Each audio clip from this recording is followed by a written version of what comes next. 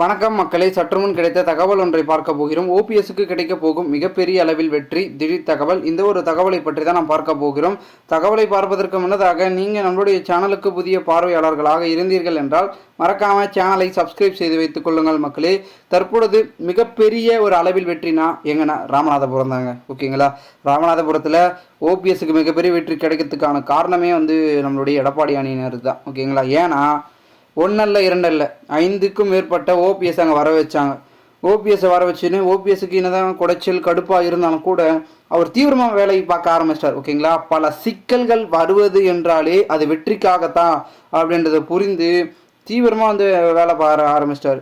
ஐயோ, எங்கே போனாலும் கேட்டை போடுறாங்களே, நம்ம அந்த கேட்டை உடச்சி தகர்த்து எறியணும் அப்படின்றதுக்காக பல விதமான ஆங்கிளில் பார்த்திங்கன்னா பரப்புரையை தீவிரமாக நம்மளுடைய ஓபிஎஸ் அவர்கள் ராமநாதபுரத்தில் ஆக்கினார் என்று கூறப்படுகிறது.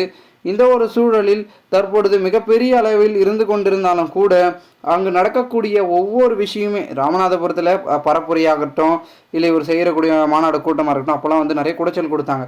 அதாவது ஆம்புலன்ஸ் அந்த பக்கம் போய் அவருடைய பார்த்திங்கன்னா மாநாட்டில் சத்தமாக கேட்டு அங்கே கொஞ்சம் சிக்கல் ஆகிற மாதிரியும், அதன் பிறகு அந்த ஓபிஎஸ் வாக்கு கேட்கும் சொல்ல இந்த ஓபிஎஸ் பக்கத்து தெருவில் போய் வாக்கு கேட்கறத மாதிரியும் அப்படி இப்படின்னு நிறைய குடைச்சல்கள் இருந்தது. ஸோ அதையெல்லாம் ஒரு பக்கம் தாண்டி வாக்குகளை பெற்று இப்போ ஒரு வெற்றியின் கடைசி ஒரு பக்கங்களுக்கு நம்ம இருக்கோம். ஒரு புத்தகத்தில் எல்லா புத்தகத்தையும் திருப்பி கடைசி பக்கத்துக்காக நம்ம காத்திருக்கோம்னா அது வெற்றி பக்கம்தான் அப்படின்ற மாதிரி ஓபிஎஸ் தரப்பினர்கள் சொல்லிட்டு இருக்காங்க. ஏன்னா ஓபிஎஸ்ஐ பொறுத்த வரைக்கும் வெற்றி பெற மாட்டார், அவருக்கெல்லாம் ஆதரவே இல்லை. தென் மண்டலத்தில் எங்கள் எடப்பாடியாருக்கு தான் ஆதரவு இருக்குது அப்படி இப்படின்னு எடப்பாடியின் ஆதரவாளராக இருக்கக்கூடிய மாஞ்சிக்கல் ஒரு பக்கம் சொல்லிட்டு இருந்தாலும் கூட அப்படி இருக்கா இல்லையா அப்படின்றது உங்களுக்கே தெரியும். ஓகேங்களா, போன தடவை தூத்துக்குடிக்கு வர ஆரம்பித்தார் இந்த மழை ஃப்ளட்டு வெள்ளத்தால் பாதிக்கப்பட்டவர்கள். அப்பயே அவர்களுக்கு எதிர்ப்பு தெரிவித்தார்கள். ஓகேங்களா, அந்த ஒரு சூழலில் தற்பொழுது எடப்பாடிக்கு தென்மண்டலத்தில் பெருசாக ஆதரவு கிடைக்கவில்லை.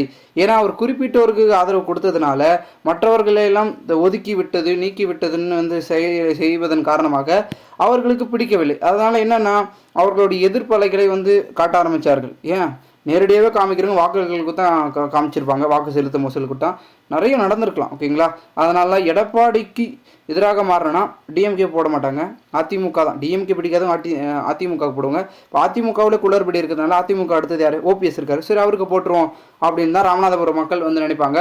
இந்த ஒரு சூழலில் ஓபிஎஸ்ஸை பொறுத்த வரைக்கும் அங்கே தேனியோட ஸ்ட்ராட்டஜி பக்காவாக கரெக்டாக யூஸ் பண்ணார். ஓகேங்களா, எங்கெங்கே என்னென்ன சொன்னால் கரெக்டாக பார்த்திங்கன்னா பொதுமக்களுக்கு தேவையானது சொன்னால் நம்ம பக்கம் இழுப்பாங்க பார்ப்பாங்க, நமக்கு ஆதரவு கொடுப்பாங்க அப்படின்றத தெரிஞ்சு அறிஞ்சு புரிஞ்சு இறங்கி வேலை பார்த்தார். ஓகேங்களா, களத்தில் தலைவர் ஸ்டாராகவே மாறிட்டார் அப்படின்லாம் பேச்சுக்கள் ஒரு பக்கம் பேசப்பட்டுதாங்க நம்மளுடைய ஓபிஎஸ்ஸை பற்றி. ஸோ இந்த ஒரு சூழலில் அப்படியெல்லாம் ஒரு கட்டமைப்பு பின்பம் இருக்கிறதுனால வெற்றி என்பது மிகப்பெரிய அளவில் இருக்கும். இந்த ஒரு ஜூன் 4ஆம் தேதி இன்னும் 3 நாட்களில் ரிசல்ட் வெளியாக தானே போகுது, பாருங்கள் எப்படி இருக்க போகுதுன்னு மட்டும் பாருங்கள், பலாப்பழத்தினுடைய யூகங்களை பாருங்கள் அப்படின்ற மாதிரி அவங்க ஒரு பக்கம் சொல்லிட்டு இருக்காங்க. ஸோ பார்க்கலாம் என்ன நடக்க போகிறது என்பதை.